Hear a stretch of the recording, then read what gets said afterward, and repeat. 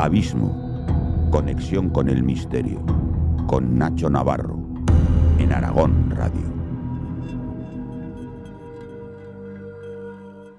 En este programa nos gusta de vez en cuando desclasificar documentos, o por qué no hablar de proyectos ultra secretos, pero claro, que tienen de real, que tienen de irreal, hay alguna base científica, hay alguna base documental, pero ¿y si les digo que el famoso caso Roswell, pienso que el expediente y el caso ufológico más importante de la historia, tiene una segunda parte? Si hablamos de diferentes planetas que se encuentran a decenas de años luz, si hablamos de militares seleccionados por Estados Unidos para viajar a estos planetas, y fíjense, la teoría de poder hacer intercambios con seres de otros mundos, bueno, pues me parece muy interesante porque vamos a hablar, vamos a despejar una posibilidad, una hipótesis de un proyecto, un programa ultra secreto del gobierno de Estados Unidos. Bueno, nosotros se lo contamos. Y luego ustedes que saquen su conclusión. Comienza Abismo.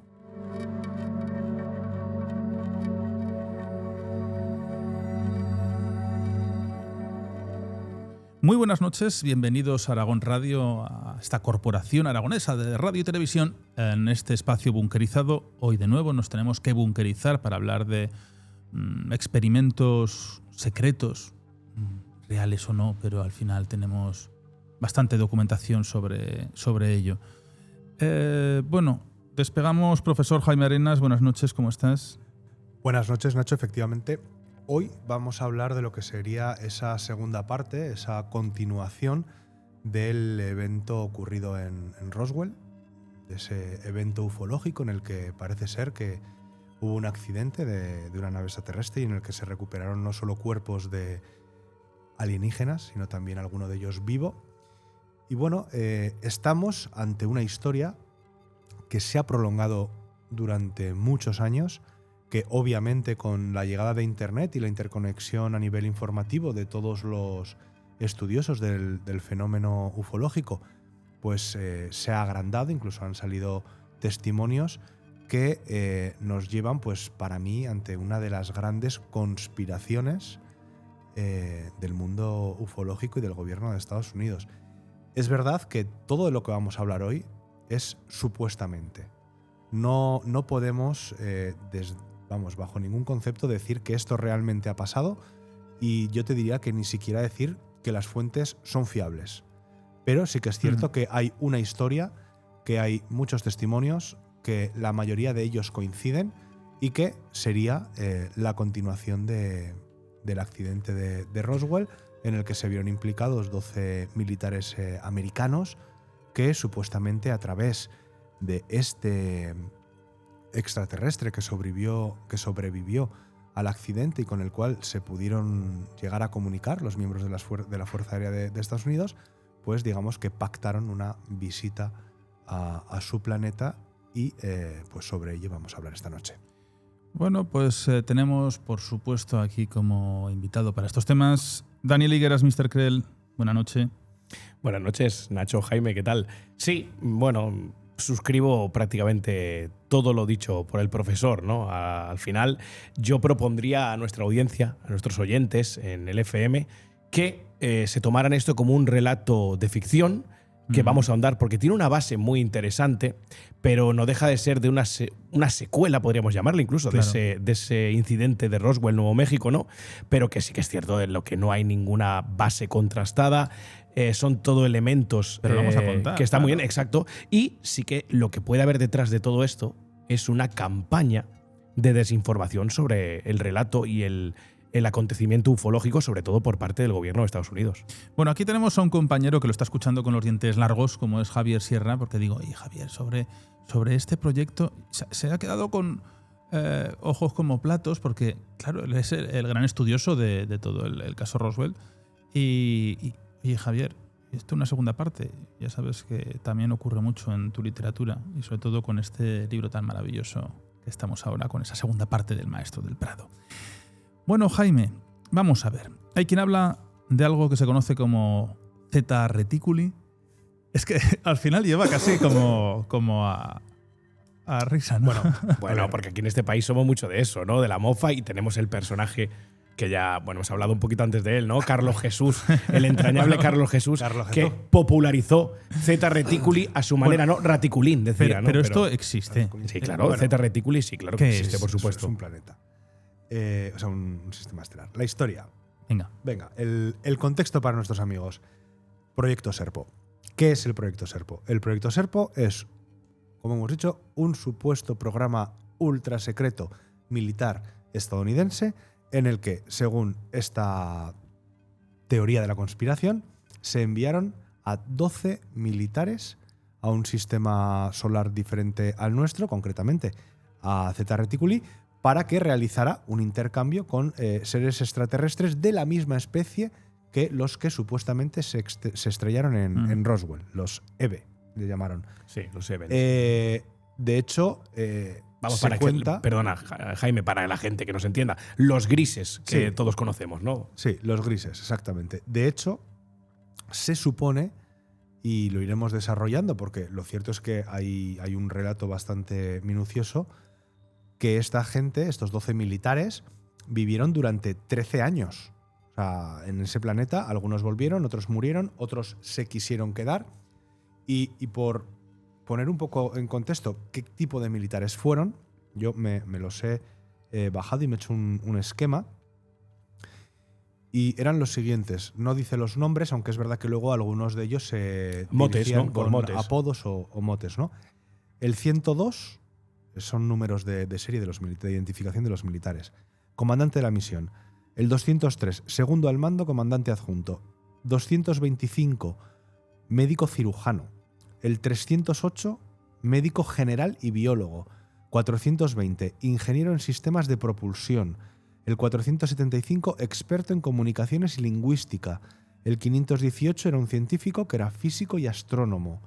El 592, psicólogo. El 633 era técnico en mantenimiento y electrónica. El 661, ingeniero mecánico. El 700 era especialista en botánica y ecosistemas alienígenas, y era una de las dos mujeres. Y la 754, que era médica veterinaria y bióloga, que también era mujer. Se supone que había uno, no sé si de seguridad, ¿no? Había solo un integrante que era seguridad. Creo recordar, yo creo que el comandante y el segundo al mando eran realmente militares de seguridad, porque los demás son todo científicos, ingenieros. Sí, exacto. Pero bueno, pero esta información, ¿de dónde sale? Esta información será un relato muy consistente, como ha dicho Jaime, ¿no? O sea, es que en realidad todo esto surge en el año 2000, si no recuerdo mal, en un foro de internet de ufólogos, un foro ufológico. Sale antes. ¿Sale antes del 2000? Sale antes en el 83. ¿Sí? ¿Ya hay indicios? Ah, bueno, yo había visto 2000 en el foro, pero bueno, a ver. En el 83, un señor que se identifica como Richard C. Doty, y dice que es miembro de AFOSI, que es la Oficina de Investigaciones Especiales de la Fuerza Aérea de Estados Unidos, es el que empieza a ponerse en contacto con Linda Moulton Hogue y dice que es capaz de aportarle documentación e información sobre toda esta operación, sobre lo que sería el proyecto Serpo, para el documental que estaba haciendo esta periodista, que se llamaba The E.T. Factor. O sea, el factor ET, ¿no? Extraterrestre, por así decirlo.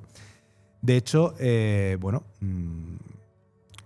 ahí digamos que es la primera aparición en público de esta conspiración, que queda un poco en el olvido hasta que en enero del 2005 Isabela Valentina Ruiz Muñoz dice que una fuente anónima que también decía, bueno, pues soy parte de una agencia secreta de Estados Unidos, en concreto de la Agencia de Inteligencia y Defensa, pues empieza a emitir información supuestamente que estaba relacionada con este proyecto y que sugiere que en julio de 1947 los ovnis estos se estrellan en Nuevo México, en Roswell, son 2, y es donde empiezan a...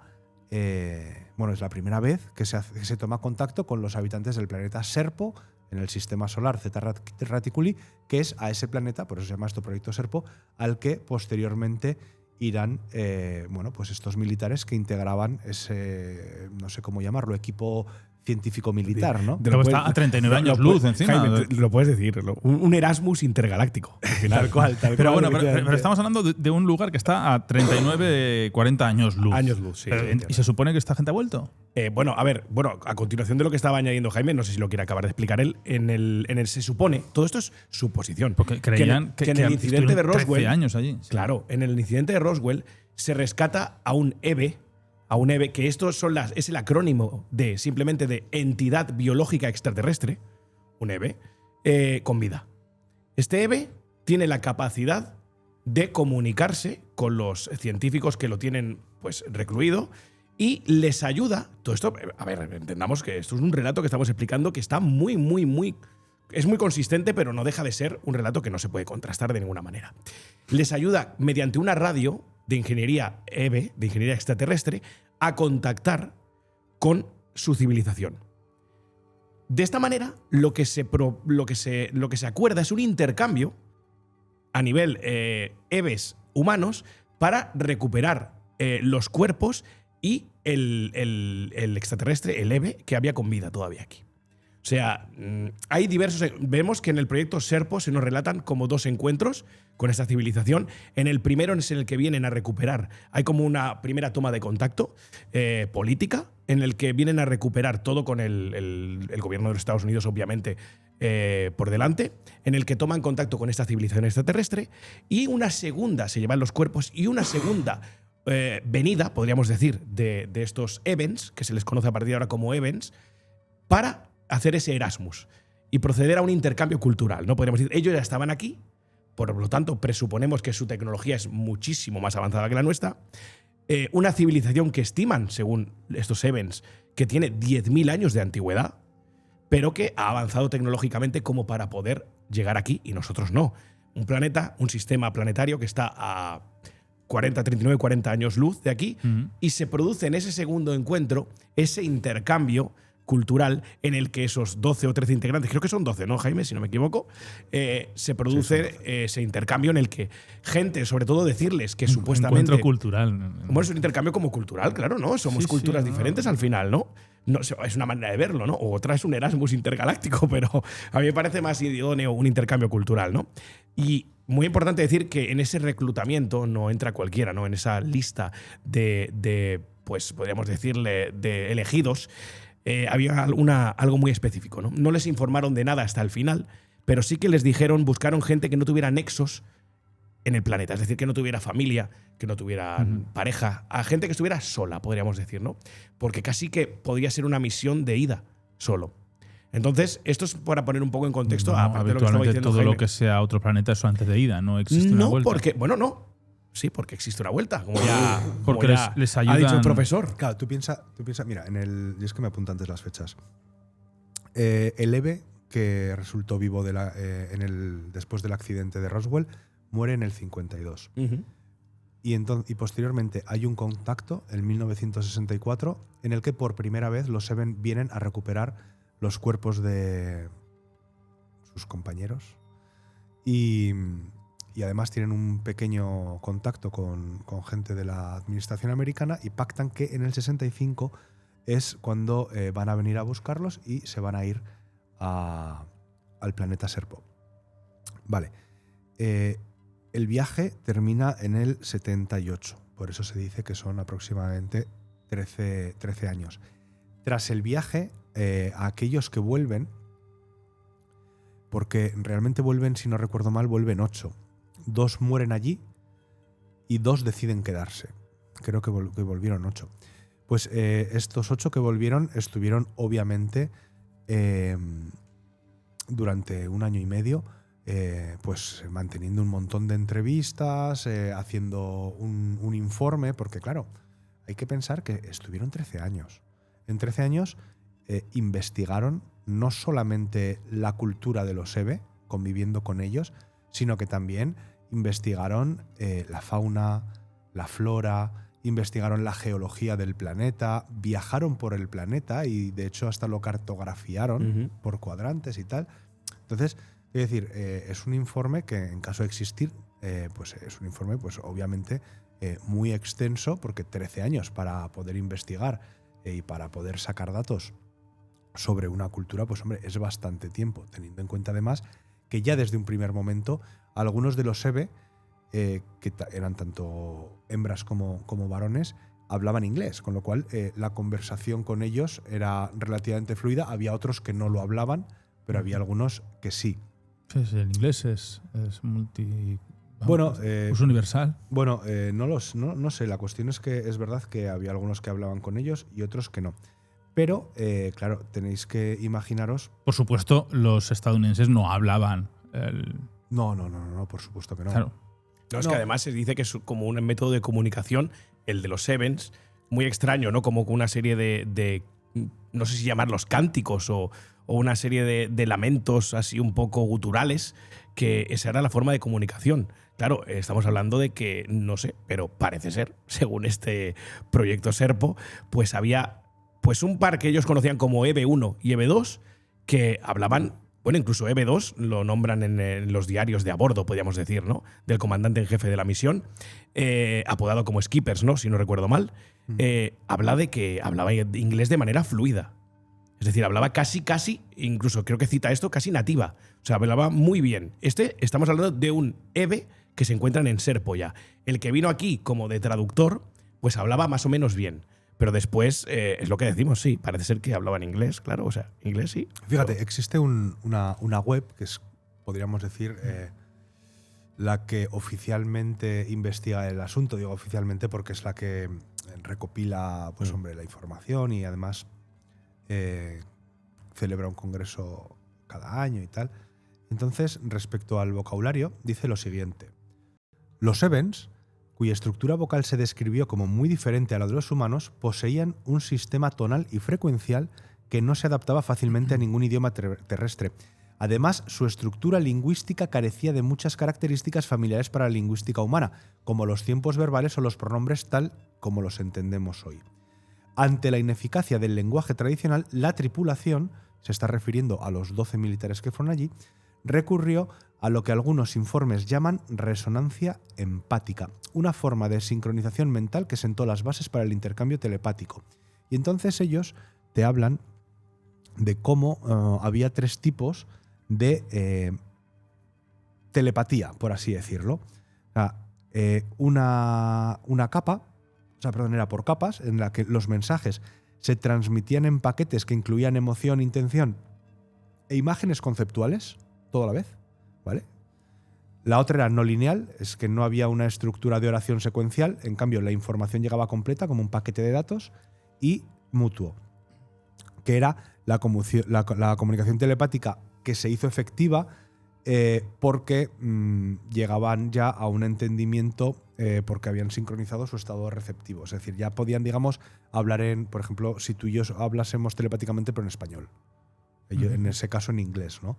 O sea, no es que el extraterrestre como tal hablase un inglés que se le pudiese escuchar, sino que mezclaba esos sonidos con esa telepatía, llámalo como quieras, ¿no? Al final. Pero tendrían que desarrollar algún sistema para interpretar a estos seres. No, la historia está en que a ellos, a los militares, a los tripulantes, les llegaban las ideas en inglés.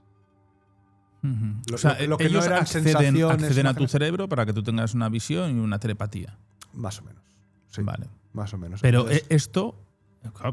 Entonces me estás diciendo que cuando recogen, en principio, a estos extraterrestres que se estrellan en Nuevo México, mantienen conversaciones telepáticas con ellos, que son los que le dicen, oiga, SOS para arriba y a cambio, pues... Hay un archivo que es interesantísimo, que yo lo vi hace muchos años y no lo he conseguido encontrar para este programa, pero no lo sé, igual se ha encontrado algún fragmento, pero no entero, que es una entrevista de una lingüista de las Fuerzas Aéreas del gobierno de Estados Unidos que se supone que le hace una entrevista a un EVE de los el que quedó vivo, vaya, en Roswell, ¿no? En el 47. Entonces, esta lingüista lo que hace es, ella le habla, le hace preguntas y el EVE le contesta telepáticamente. Y entonces ella transcribe las preguntas.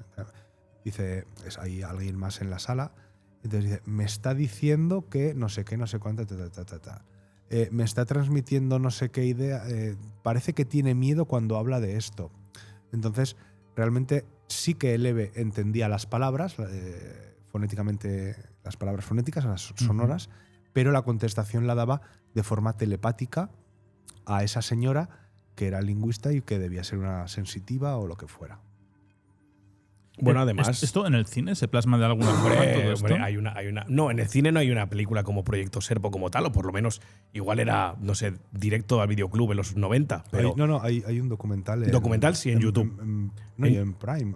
Sí, bueno, en Prime también había así. En YouTube yo sé que si la gente busca Proyecto Serpo va a poder ver un documental de una horita que lo explica muy bien. He estado viendo un libro, que además es un libro extenso, son 500 páginas largas, donde, bueno, pues habla de todo esta suposición. Claro, pero además pensemos que la primera, yo creo que además tenemos que ponernos, vamos a hacer un esfuerzo, ¿no? ¿Esto es como un Mars Attack? Bueno, la forma de comunicación, acuérdate. Sí. Bueno, por eso decía.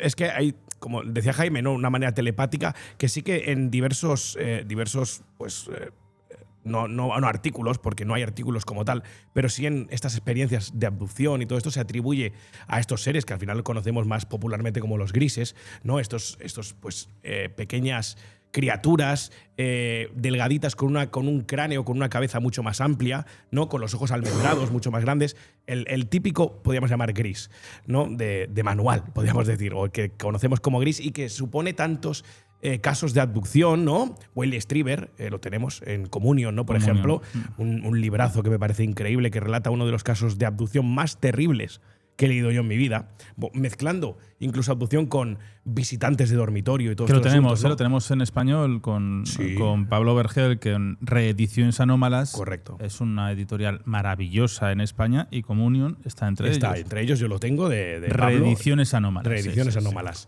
Mira, es una maravilla de libro. De las pocas publicaciones que tengo yo en Instagram, es ese libro. Y además, porque es un fundamental de la gente y que tiene nos gusta. Tiene uno, Pablo, también con su editorial, que es Detrás de Communion, algo así, que explica un poco tiene también. Joyas. Todo es maravilloso. El otro día nos llegó ahí un juego de cartas, se ha puesto Expediente, no veo cómo ¿Iberia puede ser? Expediente que Iberia. lo he estado leyendo antes. Sí. Con humo y todo, que nunca hemos hablado de humo.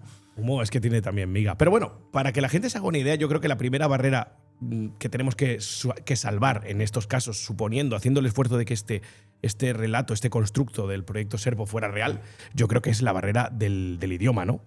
Y si quieren hacerse una ligera idea de lo que sería un contacto extraterrestre, perfectamente para mí, y seguro que el señor Rafael Balaguer estaría de acuerdo conmigo, perfectamente plasmado de lo que sería algo real o un acercamiento a lo real, que se vean de Arrival, la llegada, ¿no? De Denis Villeneuve, me parece brutal, porque yo creo que un contacto extraterrestre, intentar salvar ese obstáculo, ese escollo tan potente que sería la comunicación, pues ahí lo plasma de una manera que casi todos podemos entender muy bien, ¿no? Y quitando esto, pues el proyecto Serpo, superando esta barrera de manera telepática o con una serie de comunicación que seguramente no podamos entender, porque tampoco hay mucho relato sobre ella. Sí que es cierto que a veces es lo que tú dices, ¿no? Se le atribuyen a los grises o a estos Evans esa comunicación como telepática, pero recuerdo viéndome recientemente el documental de Proyecto Serpo, que hay como pasajes en el diario de a bordo, podríamos llamar, de Skippers, en el que hace alusión. Claro, no sé ya cómo interpretarlo, pero hace alusión como que EV1 o EV2 hablan y todos lo escuchan o todos lo reciben, claro, igual, ¿no? Como colectivo, de manera colectiva, no personal, no personificada, no individualizada.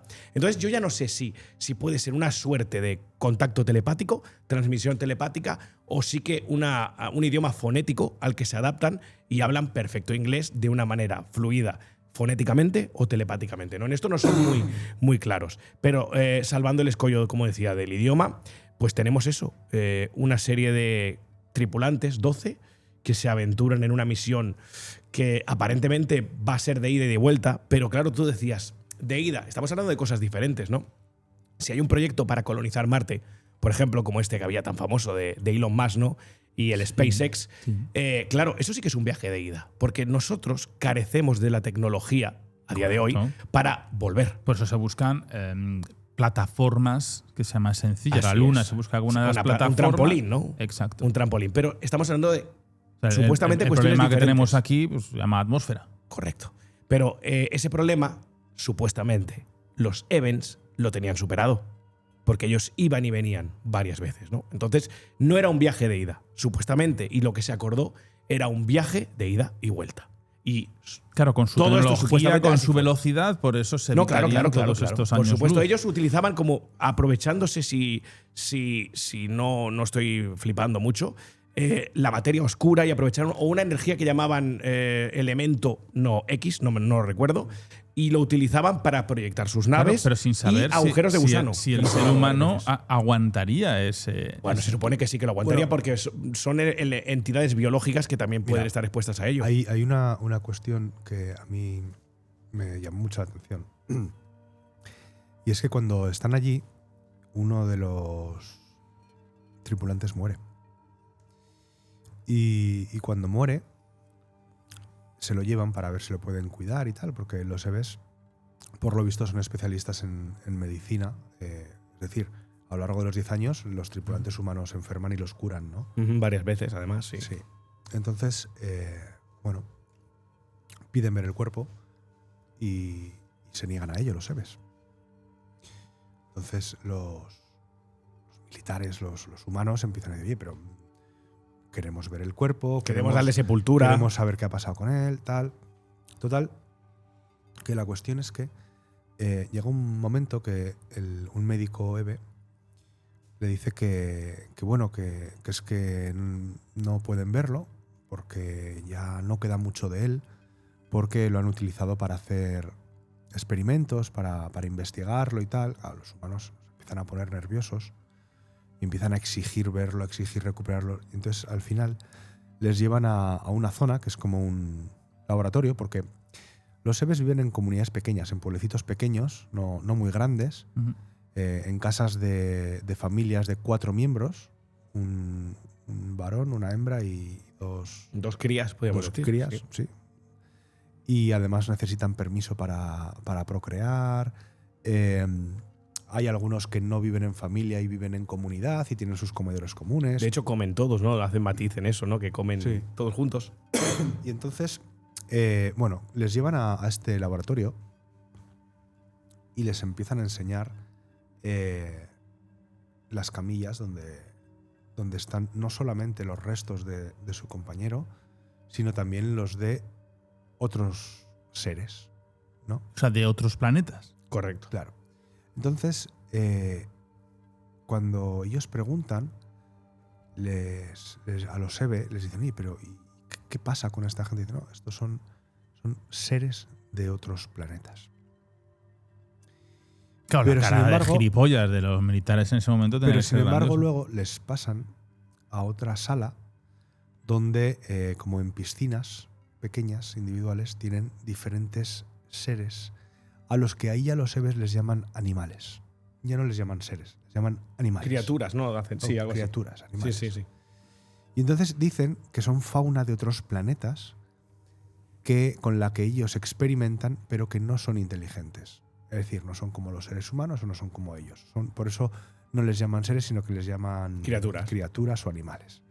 Y entonces ven que lo que están haciendo, entre otras cosas, con los restos de ese militar, ha sido intentar crear una criatura haciendo una combinación de la genética de ambas.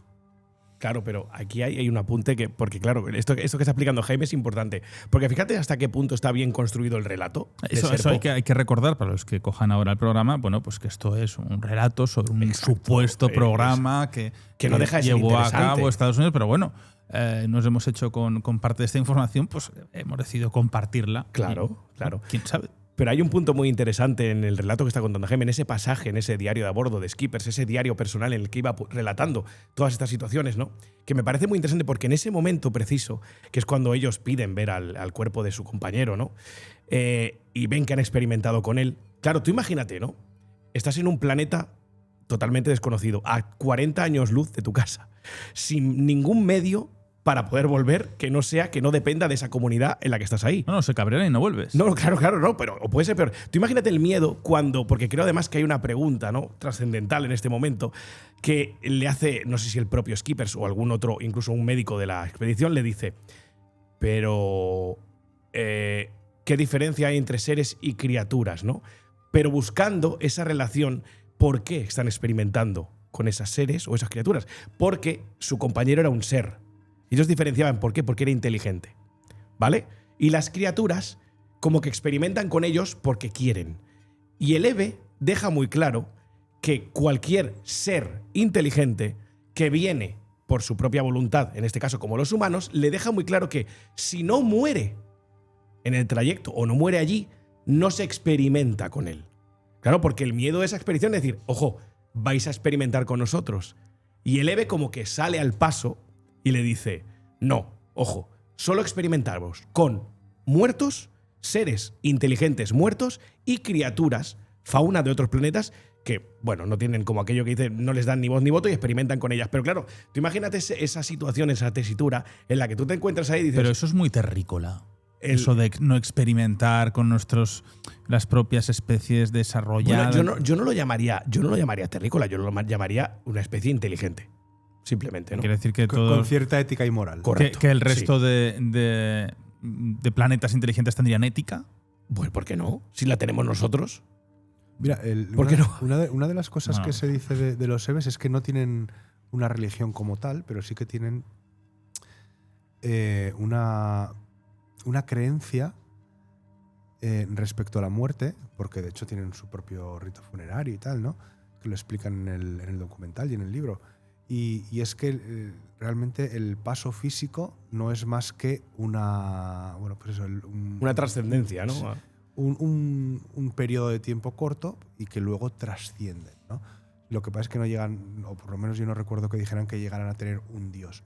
No. Pero lo que nos describen en ese diario, por así decirlo, que lleva Skipper, es una sociedad bastante normal. Es decir, viven en pequeñas comunidades, en familia. Es verdad que tienen una jerarquía muy estricta y tienen que pedir permiso para muchas cosas. Tienen un líder claro, también. Pero no tendrán como aquí ni cines, ni supermercados. No, ni de hecho hace hincapié en que no tienen métodos de diversión ni entretenimiento. No. O sea, es curioso, cuanto menos. Una especie de pantalla que llevan al cinto, en un cinturón, algo así hacen referencia. O sea, no escriben, no hay legado cultural, no lo sé, no llega tanto el constructo. Al menos no nos lo describen. No. ¿Y describen los métodos de desplazamiento? Sí, tienen como unas navecillas que van sin ruedas por encima del planeta. Y ya está. Bueno, es suficiente. ¿Y alimentación? O sea, ¿de qué se alimentaban los seres humanos? De eso sí que lo dicen, de frutas, una especie de frutas que a nosotros, como terrícolas, nos sabía a papel. Dice que sabe a papel todo. Pero tendría todos los nutrientes necesarios para que pudiesen sobrevivir. Se supone que esta expedición estuvo 13 años allí. Empezarían a tener enfermedades por carencias de vitaminas. Claro, y sobre todo por la radiación. Hay que recordar que incluso hay una foto por ahí que ronda, supuestamente real, ¿vale? De que es un sistema de binario de 2 estrellas, 2 soles, tiene 2 soles. A ver, claro, tienes ahí la radiación. Sí, es la única foto que existe y que se atribuye al proyecto Serpo. Los cambios de temperatura. El ser humano necesita también la luz en su piel. O sea, sí, fíjate. Bueno, ahí había sol, 2. Claro, ahí tenías, y oxígeno. Sí, era una atmósfera respirable. O pequeñas atmósferas desarrolladas para el ser humano. Es un planeta totalmente habitable. Es un planeta que en la zona en la que están Claro, ellos no tendrán tu temperatura de confort, Jaime. Al principio, ellos están en una zona que describen que está una temperatura prácticamente constante a 40 grados. Madre de Dios del amor hermoso. Un clima muy desértico. Sí, 40 grados. 40 grados. Y es bastante… La zona donde están ellos al principio es ¡qué calor! Una especie de páramo. Menos mal que no cogieron unos inuits para llevarse allí. Sino. Es bastante desértico. Pero, como te he dicho al principio, estos militares, durante los años que estuvieron allí, cartografiaron el planeta. ¿Y qué hicieron para eso? Bueno, pues viajaron bastante. Llegaron hasta los mares, llegaron hacia el norte, donde hacía mucho más frío, donde había extensísimas praderas de lo que Skipper nos dice, lo que debería ser césped. Pero claro, no sabes si es césped o no, porque al final es una planta extraterrestre. Vegetación. O sea, ¿y mares? Árboles. ¿Tenían mares? Sí. Tenían mares. Tendrían, entiendo, una fauna acuática. Sí, pero totalmente diferente, claro, a la de aquí. No, hombre, obvio, sí. Pero es curioso porque decían que les preguntaron. Esto es la madre del surrealismo, ¿no? Les preguntaron. En realidad te está planteando una cosa. Quitando lo que es el viaje en sí de la Tierra al planeta Serpo, te está planteando algo bastante normal. O sea, no está contando ninguna cosa rara. No, Ellos, digo, por el ejemplo, surrealismo es de que alguien te cuente es la experiencia como tal. ellos iban con guías en sus viajes por los planetas, o sea, por el planeta, perdón. Y entonces le iban preguntando, ¿y este animal, este tal, este cual? Y decían, no, pues ese es inofensivo, ese tal. Y les preguntaron por las criaturas acuáticas, ¿no? Porque dijeron, claro, creemos que en la Tierra la vida se originó en el mar, con lo cual parece tener sentido que aquí tengan también criaturas acuáticas. Y les dijeron que sí, que había, pero que esas no se comían y que no interactuaban con ellas. Y sin embargo, por ejemplo, pues vieron una especie de serpiente enorme y les dijeron que era peligrosa. Los Severs dijeron, cuidado, es mortal. No dijeron peligrosa, dijeron, ese animal es mortal. Entonces, claro, los militares estadounidenses, pues, ¿qué van a hacer? Pues, de gatillo fácil, ¿no? Sacaron la pistola, le pegaron cuatro taponazos al bicho y lo estuvieron... O sea, el arma les funcionaba. Claro, pero si y la respirando, gravedad, Claro. y aunque el planeta era grande, era más grande que la Tierra, la gravedad Bueno, pero era entiende prácticamente que a mí igual. me está surgiendo un tsunami de preguntas cerebrales que voy Bueno, a pues, colapsar ahora mismo. Lamento decirte que seguramente ninguna tenga respuesta. Entonces le pegaron 4 taponazos a la serpiente esta gigante, se la cargaron y la estuvieron investigando, ¿no? Y diseccionando y tal. Y lo que decían Taponazos son disparos para que es en nuestra jerga policial habitual. sí, Sí, porque dicen disparos. taponazos, pero son disparos. Sí, disparos. Pero la policía, su jerga es taponazo. Sí. Entonces, la historia está en que lo que decían es que O sea, pensaba que eran de estas de ventosa. físicamente aparentaba ser una serpiente muy grande, pero una serpiente. Sí. Pero sin embargo, los órganos que tenía dentro no se parecían en nada a los que tendría una serpiente en la Tierra. O sea que incluso aunque aparentemente había cosas que eran muy similares, la composición, y seguramente pasaría lo mismo con las plantas, era muy diferente. Ellos, por ejemplo, sí que tenían nieve. Los Eves, por ejemplo, el frío no lo aguantaban bien. Por eso vivían en la zona más ecuatorial. O sea, en la zona del fría planeta. no había nadie.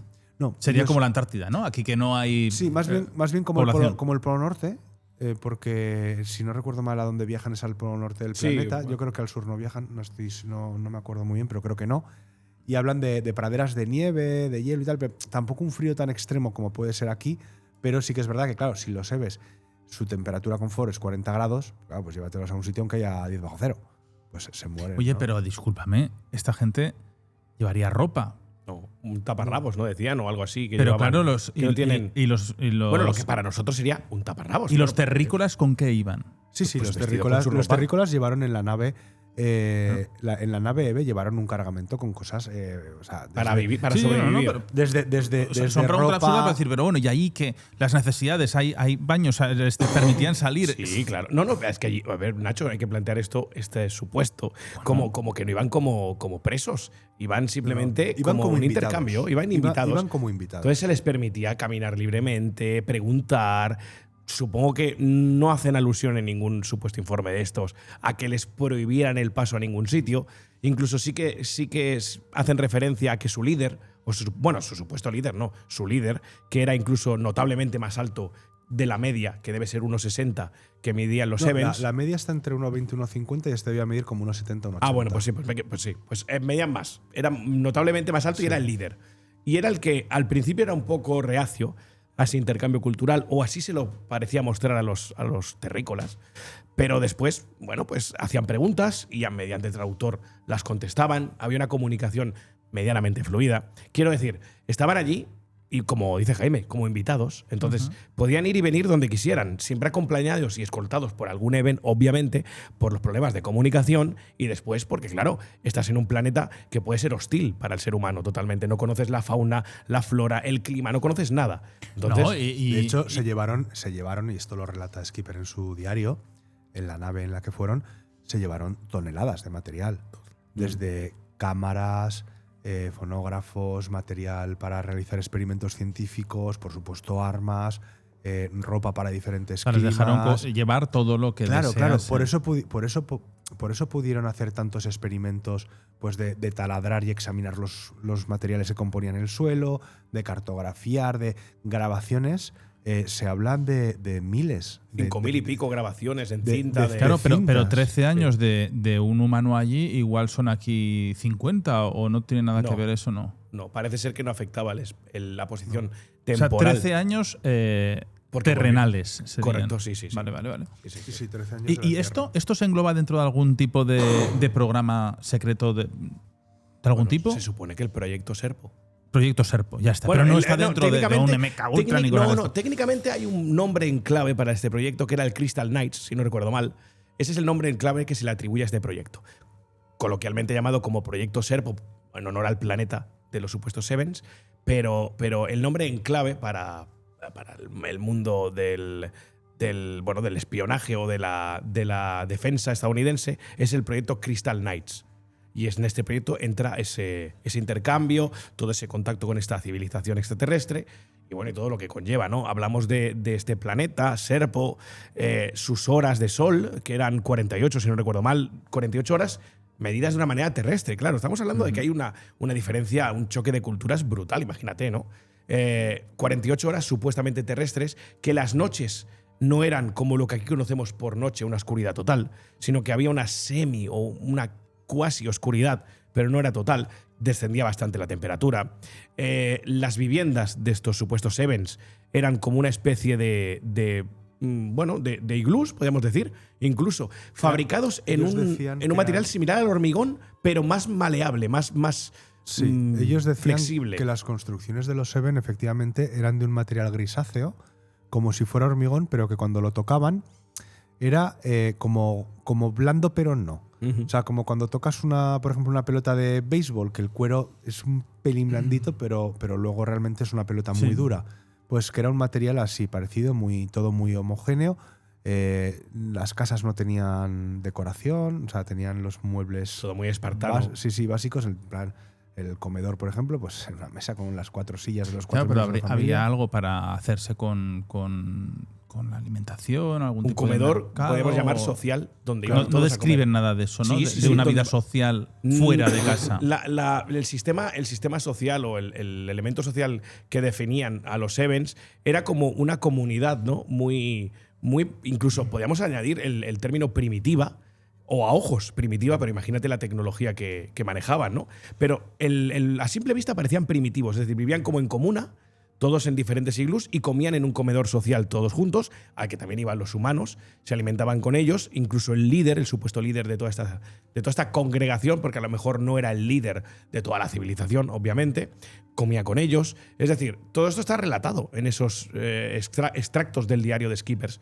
Pero claro, más allá de eso, habla de la textura de la comida, de la textura del material con el que estaban hechos esas cabañas o esos iglús. Un tema para mí muy interesante sería si ellos les dieron algún tipo de noticia o algo de información de sus orígenes, del origen de ellos. Yo creo recordar que lo que dijeron es que venían de otro planeta. Ah, sí, había sido un exilio, ¿verdad? El planeta Serpo no es el planeta originario de los Seves y llegaron allí hace muchísimos años, pero no era su planeta original. Lo que no yo no recuerdo si lo aclaran o no, es si su planeta había sufrido las consecuencias. Creo que sí, que había sufrido consecuencias pues que habían llevado, no sé si por una guerra o por el acercamiento a la estrella, un colapso de la civilización, o lo que sí, fuera, sí. pero que habían hecho su planeta inviable para vivir y ellos habían encontrado este otro en Zeta Reticuli. De hecho, creo recordar que se nombra que hay unos 600.000 Evans, o sea, no más, en todo el planeta. O sea, es una porción o una parte muy pequeña de lo que sería su especie, seguramente, originaria de a saber dónde, no nombran. O dicen algún nombre, es que no recuerdo si dicen algún nombre, porque ya se me escapa. Porque claro, todo esto está tan cogido con pinzas. No lo sé, al final yo me quedo un poco igual como ustedes, ¿no? Con ese impacto al describir este tipo de proyecto, porque te genera más dudas que te las despeja. Y sobre todo, cuando estamos con estos proyectos, estos programas que son, dice, ultra secretos, pero es que se sorprenderían, ¿eh? Yo creo que la gente se sorprendería si supiese la cantidad de material reservado hipersensible que hay. Claro, dices, esto lo haces público. Si esto lo haces público, si existiese, en la causística de que esto existiese, lo haces público, entonces está ese gran dilema. ¿La población está preparada para obtener este tipo de información y ser conocedora de ese contacto y que encima se ha viajado y que se ha traído material por lo cual no se ha dado la información de ese material encontrado? Bueno. No sabemos cómo respondería, ¿no?, la sociedad a este tipo de cosas. De hecho, fíjate que hace unos días tuvimos un apagón y mucha gente respondió saliendo a la calle a bailar. Lo cual a mí me sorprendió bastante, ¿no?, por la imprudencia que se supone, pero bueno. Mira, estas cosas pasan en España. El tema del apagón, tú sabes, de gente que... Bueno, nosotros estamos en varios grupos en común, Jaime, por varios motivos, ¿no? Y que se lo tomaban siempre a risa, a mofa. Digo, bueno, os lo tomáis a risa porque ya tenéis internet, ya tenéis, os funciona WhatsApp, Telegram, lo que solemos comunicarnos o señal, y entonces, bien, ya ha pasado. Pero no pasaba nada. Ya, pero si hubiese estado 3 días, 4 días, una semana con esto... No, pero hubo gente que se preocupó tanto como que fueron a los supermercados y los desabastecieron. O sea, fue peor casi que con pero el tú COVID. sabes que la mayoría de nuestros amigos, hasta las tonterías, no sé qué han ocurrido... Bueno, pues yo no sé, o sea, no nos dimos cuenta de que no está preparada por nada del mundo esta sociedad para un simple apagón. Bueno, simple, complejo apagón, ¿no? Pero fue un apagón muy largo y... Sí, pero realmente es funcionar sin electricidad, es funcionar como hace unos años se vivía. Bueno, pues entraban en crisis algunos, otros lo tomaban a risa, pues sin luz, sin no sé qué, sin no sé cuántos. Y ahí se dieron cuenta de algo tan importante como es el dinero en metálico. Eso era de gente que me decía, yo es que no tengo dinero, es que solamente tengo tarjeta, solamente voy con el móvil, ya. Y había restaurantes abiertos, algunos tienen su generador o cocina de gas. La mía funciona perfectamente, la cocina de gas, no había luz, pero con un mechero pues, la encendías. ¿Pero como no tienes comida en casa? Bueno, pero eso es otra historia. Eso ya es un problema con difícil solución. Pero claro, el dinero en efectivo. Claro. Estamos en una sociedad que nos está vendiendo solamente siempre. Nacho, pero sí, pero lo del dinero en efectivo tiene las patas muy cortas. Porque el dinero en efectivo te vale para una situación esporádica, como puede ser esta, algo que no se prolongue mucho en el tiempo.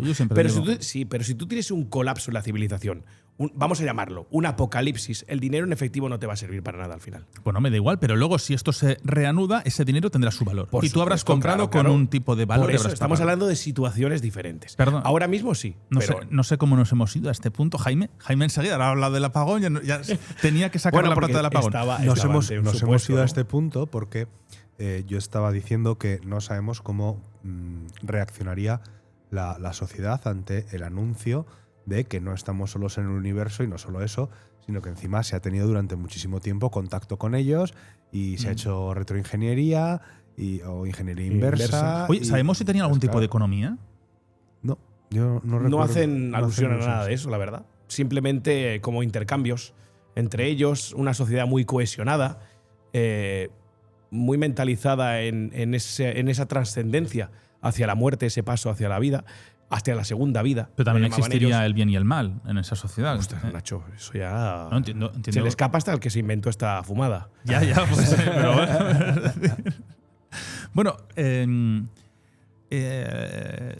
esta fumada que tú dices, ¿hay alguna base posible de que esto fuese real? O sea, ¿ha habido algún cierto nerviosismo o se ha solicitado al gobierno de Estados Unidos alguna desclasificación de este tipo? ¿O esto es una persona que lo escribió, lo ha dejado allí y se ha ido incrementando como un creepypasta? Bueno, esto no hay, como te digo, no hay ninguna base que pueda dar ningún tipo de veracidad a esto. Estos son una serie de correos electrónicos enviados por alguien anónimo, llamado anónimo directamente además, no Anonymous ni nada, anónimo, a un periodista que estaba muy puesto en el tengo el nombre por aquí, no quiero decirlo mal. Víctor algo, ¿no? Sí, es, si no recuerdo mal… Víctor Martínez. Víctor Martínez, correcto. Que recibió en su momento, eso sí que quizás es lo que yo estoy diciendo de los años 2000, ¿no? Empezó a recibir una serie de correos que le hablaban y le relataban todos estos supuestos archivos que mantiene en secreto el gobierno de Estados Unidos. Y le incluía extractos de este diario tan famoso de Skippers, esta especie de diario de a bordo del comandante en jefe de la misión. Y poco más se sabe, pero se le atribuye, o los que quieren o parecen saber un poco más del tema o han ahondado un poquito más, a una maniobra de desinformación por parte del gobierno de los Estados Unidos con el tema UFO de telón de fondo, ¿no? Más que O sea, es para buscar una reacción de la sociedad, vamos a intentar quizás agitar este avispero, lo un vamos a estudio crear, sociológico. a ver si dice, bueno, pero esta locura, a ver, más respuestas. Al final puede ser algo de eso, que quién sabe, nunca… Con lo que hay de fondo aquí, las cortinas de humo, nunca sabemos muy bien a qué atenernos, pero sí, puede ser que fuera esa maniobra o esa especie de sondeo a nivel social, a ver cómo responde la gente ante una situación que parece tan surrealista como esta del proyecto Serpo. Bueno, volviendo a lo del apagón, también se considera que puede ser un sondeo. Bueno, sería una prueba de carga, ¿no? Que se llama. Para ver sí, cómo Una prueba de esfuerzo, reaccionamos. sí. La cuestión es que es verdad que las conspiraciones, y sobre todo cuando está metida de por medio la Fuerza Aérea de los Estados Unidos y las agencias de inteligencia y tal, pues claro, son muy fácilmente manipulables porque te llega un correo de uno que te dice que yo he trabajado ahí, que no te puedo dar mi identidad, pero todo esto que te cuento es verdad. Claro, tú no vas a saber nunca. No, Si esa fuente es real o esa fuente es, pues como decía Dani, un fumado que se ha inventado algo. Pero la cuestión es que últimamente sí que están saliendo, ya lo hemos hablado alguna vez, oficiales con nombre y apellidos que están contando que sí que se ha tenido contacto y que sí que se han recuperado cuerpos. Con lo cual, aunque este viaje intergaláctico Erasmus, como decía Dani, no haya sucedido como tal, no hay que descartar que sí que realmente se haya tenido ese contacto con seres de otros planetas. Yo no lo sé, ¿no? O sea, ojalá, yo vivo con la esperanza de que algún día nos den la noticia de que no estamos solos en el universo y que no son malos, porque si son malos lo hemos liado. Pero yo vivo con la esperanza de que antes de que yo me muera, tener respuesta a esa pregunta que me hago desde pequeñito. ¿Estamos solos en el universo o no? Yo personalmente estoy convencido de que no, pero siempre necesitas esa confirmación. Pero no en nuestro sistema. No lo sé, Nacho. O sea, tú en el No lo sistema sé solar porque- tú crees que sí. Bueno, yo creo que no. No lo sé, porque tú piensas que, por No, en el ejemplo… sistema solar esto está bastante… Ya, pero si tú miras, y ya sabes que yo para estas cosas a veces soy muy friki y me gusta mirar las fotos de los robots que hay en Marte, aparte que por supuesto se ha demostrado ya, y eso es algo que no tiene refutación ninguna, que ha habido agua, que ha habido corrientes de agua. Y pues claro, pues cuando tú ves las fotos, hay muchas cosas en Marte que recuerdan a raíces, a vegetación, a vida. Pero puede ser una pareidolia visual que tú tengas. Por supuesto, puede serlo. Pero también puede ser que haya existido vida en Marte Sí, sí. y que esa vida haya desaparecido. Es como la paradoja de Fermi, ¿no? Que expone bastantes cuestiones por la que, aunque hubiese vida en el universo, nunca la vamos a encontrar, porque están muy lejos, porque no coincidimos en el tiempo, porque han sido anteriores a nosotros, por 1.000 millones de cosas, ¿no? La paradoja de Fermi, ya hemos hablado alguna de ella, es muy curiosa. Pero si tú te pones a pensar cómo reaccionaría la población en general, pues la mayoría de la gente se lo tomaría a broma. ¿Saldría quizás algún líder religioso extremista diciendo que es el fin del mundo? Algunos nos lo tomaríamos con cautela y seguramente empezaríamos a prepararnos para por si acaso.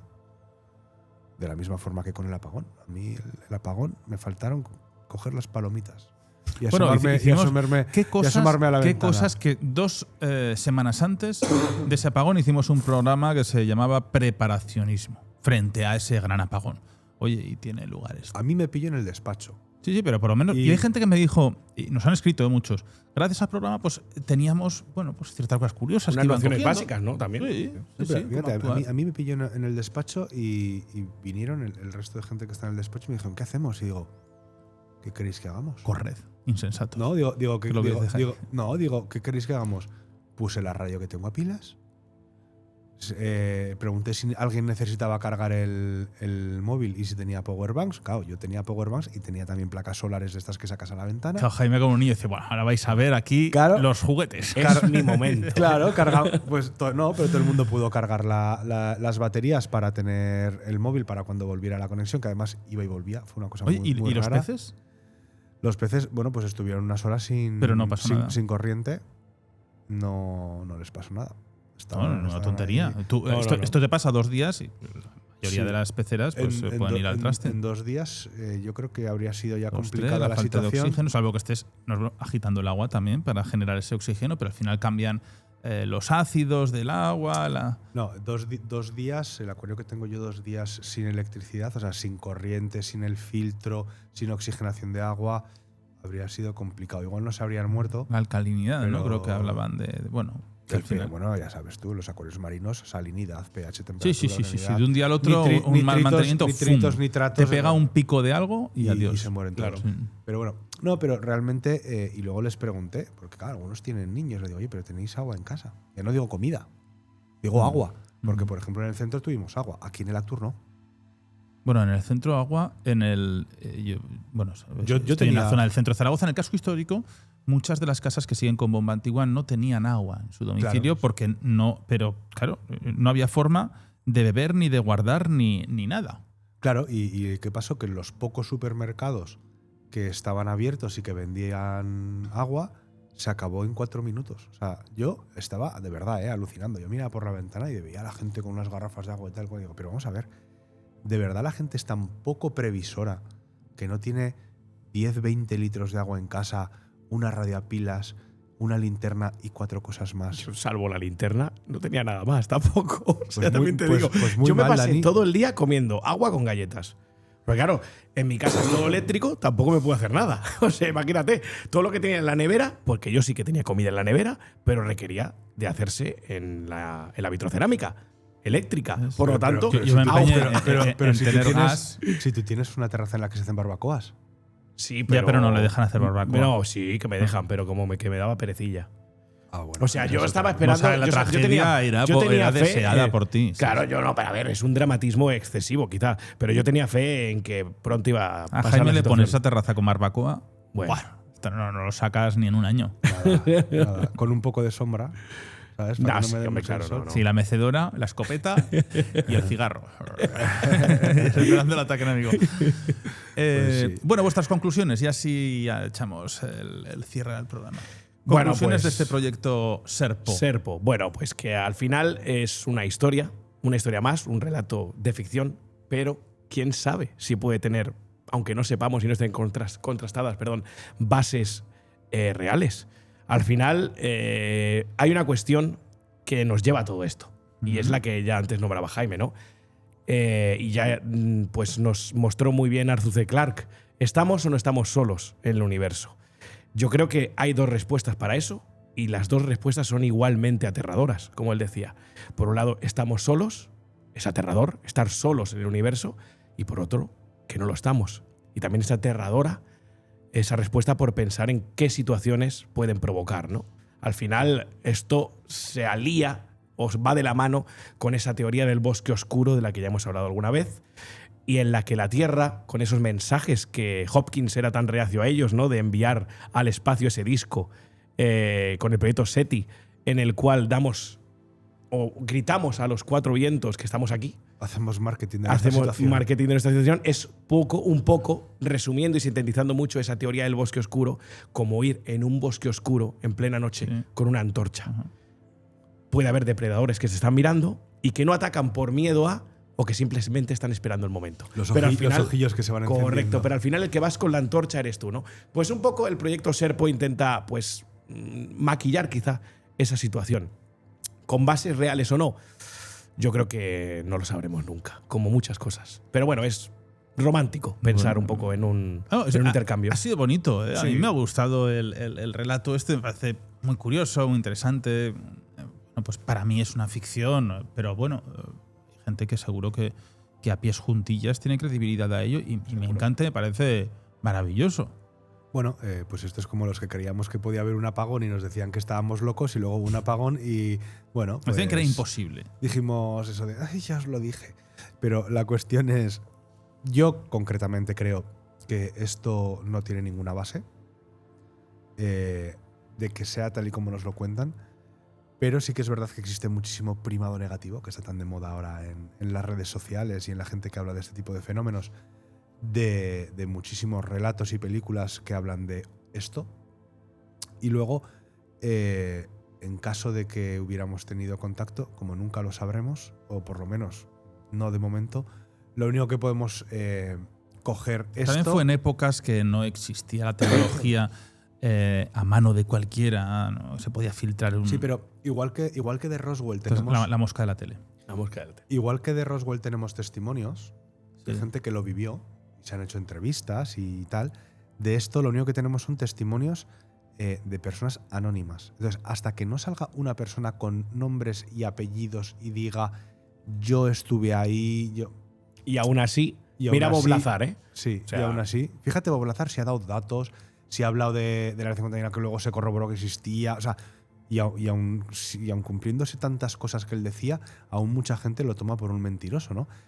Entonces, es muy complicado de creer esta historia, pero quién sabe, quizá dentro de unos años alguien nos llama al programa y dice, mira, idiotas, era todo verdad y ahora ha resultado que lo han acreditado. Si incluso toman por locos a los que se sientan en el Congreso de los Estados Unidos a dar su versión y su testimonio, Sí, sí. ¿cómo no van a tomar por loco a Bob Lazar o cualquier anónimo que te habla de un proyecto tan surrealista como el Serpo? Pero bueno, Bueno, pues hasta aquí. Oye, Dani, ¿este proyecto modelo de barba cómo se llama? Este proyecto modelo de barba, de momento, todavía está bajo secreto de sumisión. Es que lleva ahora un modelo de barba a los que estéis aquí en el stream, así pues, mitad sí, mitad no, así como… ¿Cómo que mitad sí, recuerdo. mitad no? Pues Ah, bueno, falta. Hay Nacho, un… Nachos, esto se lleva haciendo mucho tiempo y se llama barba arreglada. Barba de lo cual deberías arreglada. tomar nota. Pues anda, que Jaime… Bueno, a Jaime ya no le digo nada, porque no se ha metido con mi barba. no, porque lo mío es un desaliñado estudiado. Ah, Claro, esto es, es como un cuando caos llevas- controlado. Claro, es como cuando llevas el pelo revuelto a posta, ¿no? Pues es lo mismo. sí, sí, sí. Claro. Bueno, pues oye, muchas gracias. Un A placer. vosotros, siempre un placer. Dani, hasta pronto. Jaime, Hasta que Eso. vengan los EVEs. hasta que vengan los EVEs. Y nosotros nos marchamos. Y sobre todo muy atentos ahora que estamos en primavera, llegan las alergias, así que es un programa patrocinado por Antitusivo El Abismo. Un fuerte abrazo y hasta la próxima semana aquí en Aragón Radio. Esperemos que sin toses.